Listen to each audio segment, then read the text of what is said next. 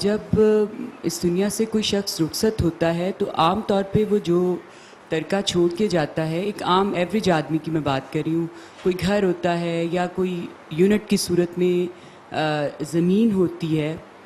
اب جب بچوں میں اس کی تقسیم ہونی ہے تو اولاد میں بیٹیاں بھی ہوتی ہیں، بیٹے بھی ہوتے ہیں.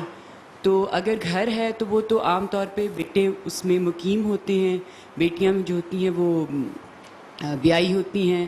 تو وہ یہ ہمارے ہاں ڈسکریج کیا جاتا ہے کہ بیٹیاں جو ہیں وہ اس میں سے ڈیمانڈ کریں کہ اب ہمیں حصہ دیا جائے، اور خود سے عورتیں بھی اس کو پسند نہیں کرتی کہ اب وہ واپس جائیں اور بھائیوں سے اس کی ڈیمانڈ کریں. یہ زمین کی صورت میں بھی ہوتا ہے، اگر آپ کے پاس لینڈ ہے جو ایگریکلچرل لینڈ ہے اس کی صورت میں بھی ایسا ہی ہوتا ہے.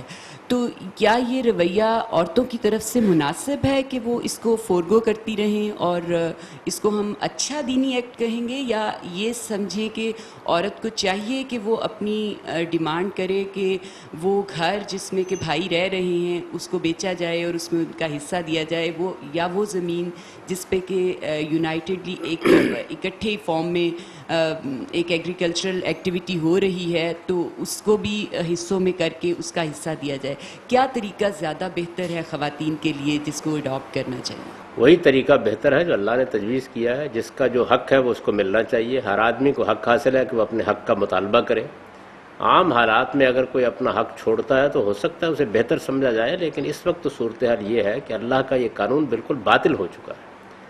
یعنی لوگ عام طور پر لڑکیوں کو حصہ دینے کے لیے تیار ہی نہیں ہوتے. ان کو شاید یہ معلوم نہیں ہے کہ قرآن مجید نے جن جرائم پر ابدی جہنم کی وعید سنائی ہے ان میں سے ایک یہ بھی ہے. اس لیے اس میں تو ایک ایک پائی بالکل ٹھیک حساب کر کے ادا کر دینی چاہیے، اور اس کا اہتمام کرنا چاہیے کہ اس کی نوبت نہ آئے کہ لڑکیاں مطالبہ کریں، بلکہ فوراً بعد یہ کام کرنا چاہیے. کیونکہ اس طرح کی مشترک جائیدادوں میں مسائل اور بھی سنگین ہوتے ہیں. اس وجہ سے اس قرآن کی آیت سے معلوم ہوتا ہے کہ مرنے والے کو بھی کوشش کرنی چاہیے کہ اگر دنیا سے رخصت ہونے کا وقت قریب آ رہا ہے تو وہ اس طرح کے مسائل کا کوئی حل تجویز کرتے تاکہ یہ معاملہ بعد میں کسی جھگڑے یا نزاع کا باعث نہ بنے. اور خواتین کو اپنے اس حق کا مطالبہ کرنے میں ہرگز نہیں شرمانا چاہیے. ان کو چاہیے کہ وہ اس کا مطالبہ کریں. اس سے ان کی بہت سی بہنوں کو یہ حق حاصل ہوگا. اور ہر مسلمان کو متنبہ رہنا چاہیے کہ قتل کا جرم اور یہ برابر کر دیا اللہ تعالیٰ. آسان نہیں ہے اس سے جان چھڑانا.